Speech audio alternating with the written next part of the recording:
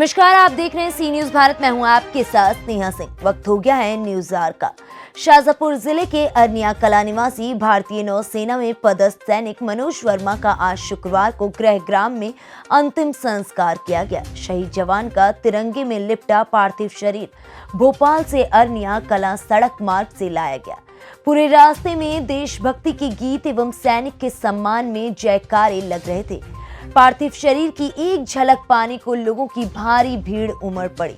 प्रदेश के शिक्षा राज्य मंत्री इंदर सिंह परमार, क्षेत्रीय सांसद महेंद्र सिंह सोलंकी, कालापीपल विधायक कुणाल चौधरी सहित जनप्रतिनिधियों, अधिकारियों और गणमान्य लोगों ने शहीद जवान को श्रद्धांजलि दी। भारत माता की जय, शहीद मनोज अमर रहे जैसे नारों से पूरा क्षेत्र गूंज उठा। शहीद जवान मनोज का अंतिम संस्कार गृह ग्राम अरनिया कला के शमशान घाट में सैनिक सम्मान के साथ किया गया। अंतिम यात्रा में बड़ी संख्या में लोग शामिल हुए। मातमी धुन के बाद शस्त्र उल्टा कर सेना के जवानों ने अंतिम सलामी दी। कालापीपल विधायक कुणाल चौधरी ने शहीद मनोज वर्मा की स्मृति में 5 लाख रुपए विधायक निधि से देने की घोषणा की। इस निधि से अरनिया कला में शहीद का स्मारक बनाया जाएगा। शहीद की पत्नी वर्षा का रो रो कर वहीं बुरा हाल था। बदहवास पत्नी को परिजन लगातार संभालते हुए नजर आए। शहीद जवान का 4 वर्षीय बेटा मासूम निगाहों से पिता को खोज रहा था। शहीद सैनिक मनोज वर्मा का पार्थिव शरीर गुरुवार को ही भोपाल पहुंच गया था और उसी दिन उनके गृह ग्राम अरनिया कला में अंतिम संस्कार होना था। शहीद की पत्नी वर्षा एवं बेटा विशाखापट्टनम से हैदराबाद आकर वहां से प्लेन द्वारा भोपाल आने वाले थे।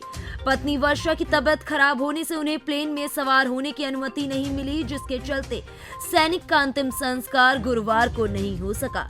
पत्नी एवं बेटे के अलावा परिवार के 3 अन्य सदस्य भी थे। वहीं गुरुवार रात प्लेन में टिकट मिलने के बाद देर रात्रि सैनिक की पत्नी व अन्य लोग इंदौर एयरपोर्ट पहुंचे और शुक्रवार को अंतिम संस्कार हुआ।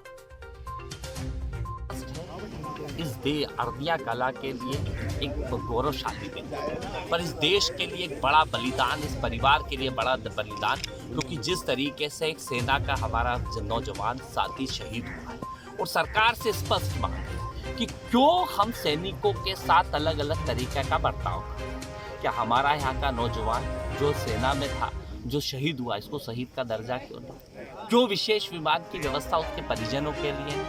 सिर्फ बातें करने के लिए मेरा आग्रह है सरकार से, संवेदनाओं से सोचे कि एक परिवार जो अपने बच्चे को सेना में भेजता है और उसके लिए जीवन भर अपना तैयार करता है, उसको देश की आंतरिक बाहरी सुरक्षा के लिए, और सरकार अगर अलग अलग सैनिकों के बीच में अलग अलग डिस्टिंग्विश करेगी तो बड़े दुर्भाग्य की बात है। मेरा आग्रह मुख्यमंत्री जी से कि इस पे विचार करें और जितने सैनिक हैं सबको शहीद का दर्जा दिया जाए, उनके परिवार में एक नौकरी दी जाए, उनको जो आर्थिक संबल है वो आर्थिक दिया जाए। और हर व्यक्ति आर्थिक भी नहीं चाहता है कि सम्मान मिले, क्योंकि वो बेटा जिसको उन्होंने पाला पोसा और जिसको देश सेवा के लिए समर्पित करने का काम कर दिया, और ऐसे नौजवानों के जाने पे अगर सरकार की संवेदनशीलता खत्म हो तो कहीं ना कहीं दुर्भाग्य की बात है। मेरी खुद की मांग है कि माननीय मुख्यमंत्री जी, सरकार में बैठे लोग सोचें, विचार करें, इसके ऊपर विचारें और कहीं ना कहीं इस नौजवान को शहीद का दर्जा दें, ताकि ये और नौजवान जो दिन रात मेहनत करते, क्योंकि हमारा क्षेत्र यहाँ से सेना में बहुत लोग जाते हैं, उनके लिए मोटिवेशन बढ़ता है, उनके लिए काम वो बढ़ता है, और इसीलिए हम सब लोग करते हैं और कोशिश भी करते हैं।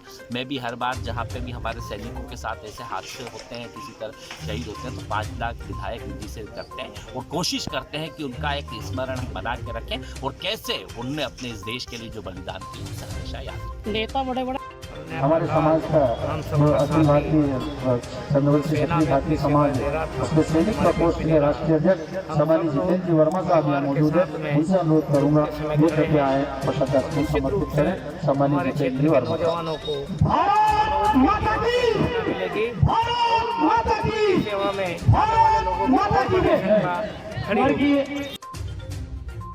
शाजापुर से सी न्यूज संवाददाता संदीप की रिपोर्ट।